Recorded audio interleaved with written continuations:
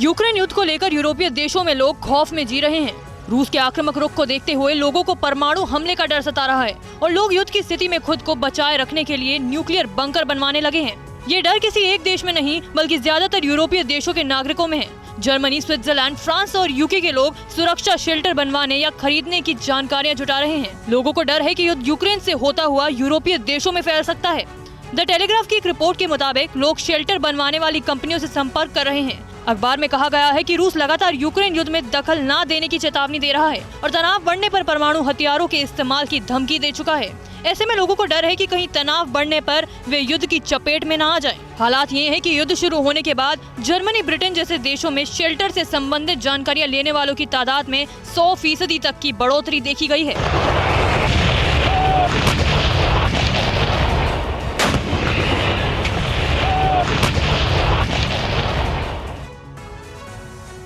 रूस यूक्रेन जंग के बीच यूरोप दौरे पर जाएंगे पीएम मोदी। कल से यूरोप दौरे पर जा रहे हैं पीएम मोदी।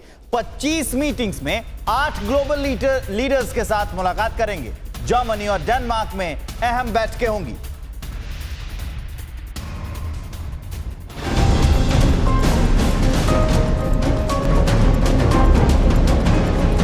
रूस यूक्रेन महायुद्ध के बीच हिंदुस्तान की ताकत और उसके रुतबे को दुनिया एक बार फिर देखने वाली है। इस बार प्रधानमंत्री मोदी एक ऐसा मास्टर स्ट्रोक चल सकते हैं जिससे रूस यूक्रेन के बीच चल रही लड़ाई मिनटों में खत्म हो सकती है। इसके लिए प्रधानमंत्री नरेंद्र मोदी यूरोप का दौरा करने वाले हैं।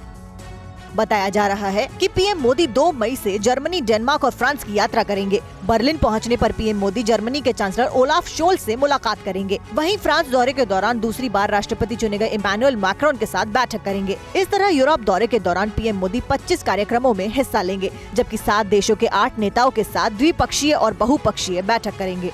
एक और जहां पूरा यूक्रेन जंग शुरू होने के बाद यूरोप रूस को अपना सबसे बड़ा दुश्मन मान बैठा है, वहीं दूसरी ओर पुतिन की युद्ध नीति को रोकने के लिए दुनिया आज भारत की ओर देख रही है। माना जा रहा है कि यूरोप पहुंचने पर प्रधानमंत्री नरेंद्र मोदी न सिर्फ युद्ध रोकने का प्रयास करेंगे बल्कि पुतिन और यूरोप के बीच बातचीत की एक और अहम कड़ी भी साबित होंगे। और भीषण गर्मी से दिल्ली सहित उत्तर भारत में हाहाकार मचा हुआ है। दिल्ली में पारा 44 डिग्री के पास पहुंच गया है। यूपी, बिहार, मध्य प्रदेश और राजस्थान में भी बहुत बुरा हाल है। दिल्ली समेत कई राज्यों में ऑरेंज अलर्ट जारी किया गया है। लोगों को घर से बाहर निकलने से बचने की सलाह दी गई है।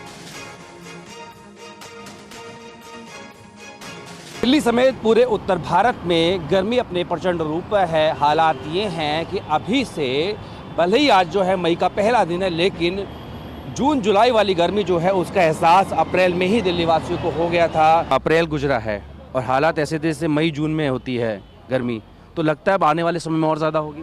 जाहिर है होगी। चाहे दो गुना टेम्परेचर हो सकता है मेरे हिसाब से। दो गुना टेम्परेचर हो सकता है। क्या नाम है आपका? मेरा नाम कृष्णा करूतिया है। अच्छा, ये बताइए कि गर्मी से बचने के लिए आप क्या उपाय कर रहे हैं? उपाय क्या करते हैं कि यही ठंडा अपना खा लेते हैं या ठंडा लस्सी वगैरह खा लेते हैं, पी लेते हैं। देश के अलग अलग प्रदेशों की तरह मध्य प्रदेश को भी गर्मी झुलसा रही है।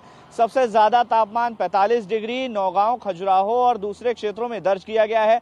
अगर भोपाल की बात करें तो 42 डिग्री के पार तापमान पहुंच चुका है। राजधानी के प्रमुख पार्क पर हम मौजूद हैं और यहाँ पर टेम्परेचर इस समय लगभग 40 डिग्री के आसपास है। और सड़कों पर जिस तरह से संडे के दिन प्रमुख मार्गों पर जिस तरह से रश दिखता था वो फिलहाल नजर नहीं आ रहा है। और देखिए, यूक्रेनी राष्ट्रपति ज़ेलेंस्की का बड़ा दावा रूसी सेना को युद्ध में भारी नुकसान हुआ है। ज़ेलेंस्की ये दावा लगातार कर रहे हैं। रूस के 23,000 जवान, 1,000 टैंक, 200 जेट तबाह हुए हैं। ज़ेलेंस्की का दावा।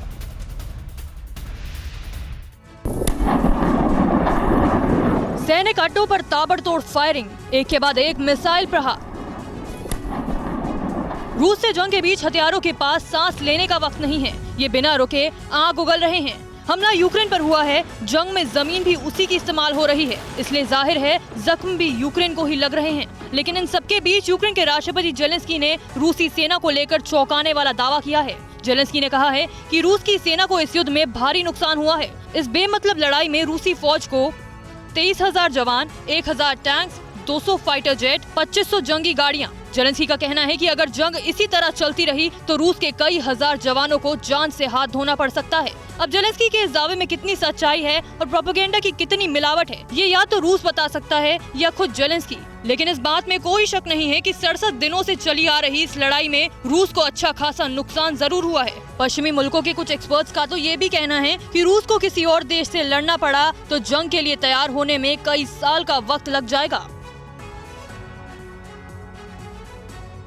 डोनबास में चारों तरफ तबाही का दृश्य दिखाई दे रहा है। चेचन लड़ाकों ने डोनबास को पूरी तरह से तबाह किया है। चेचन लड़ाकों ने डोनबास के लोगों को गोली मारने की धमकी दी है। अगर कैदियों के जैसे रहोगे तो दया करेंगे, ये तक कहा है चेचन लड़ाकों ने। अगर सर उठाने की कोशिश की तो गोली मार देंगे।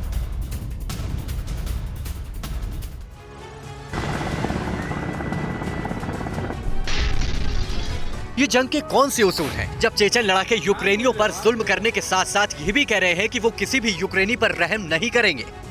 चेचन लड़ाकों ने ऐलान किया है कि वो एक एक यूक्रेनी को गुलाम बनाकर रखेंगे। वो चेचन के रहमो करम पर रहेंगे और अगर यूक्रेनियों ने अपना सिर उठाने की जुर्रत की तो उनके सिर कलम कर दिए जाएंगे। डोनबास के एक बड़े हिस्से में चेचन लड़ाके पिछले कई दिनों से जंग लड़ रहे हैं। पुतिन की ये सेना डोनबास में जहां जहां पहुंची है उसने जमकर कोहराम मचाया है। इस वीडियो में चेचन स्पेशल फोर्स के फाइटर्स चिल्ला चिल्ला कर यूक्रेन के लोगों को गुलाम बनाने का ऐलान कर रहे हैं। खबर आई थी कि रूसी राष्ट्रपति पुतिन ने फरवरी महीने में ही कम से कम 10,000 खूंखार चेचन लड़ाकों को रूसी सेना की मदद करने के लिए यूक्रेन भेज दिया था। चेचन प्रमुख रमजान कादिरोव कई बार चेचन लड़ाकुओं की कथित बहादुरी से जुड़े वीडियो पोस्ट कर चुके हैं। अपनी क्रूरता और बर्बरता के लिए दुनिया भर में कुख्यात चेचन लड़ाके यूक्रेन में भी तांडव मचा रहे हैं और हर तरफ मौत का खेल खेल रहे हैं। और देखिए, इस बीच एक और बड़ी खबर आ रही है। इलाके खाली कराने के आरोप पर रूस की तरफ से जवाब आ गया है। यूक्रेन से लोग खुद रूस की तरफ भाग रहे हैं। 27 लाख लोग यूक्रेन से रूस आना चाहते हैं। 9,75,000 लोगों को निकाला गया है। 1,80,000 बच्चे रूस लाए गए हैं। यूक्रेन लगातार इस बात का आरोप लगा रहा था रूस पर कि जबरदस्ती लोगों को यहां से रूस ले जाया जा रहा है। अड़ी सोमवार से शुक्रवार शाम 6 बजे सिर्फ TV9 भारतवर्ष पर।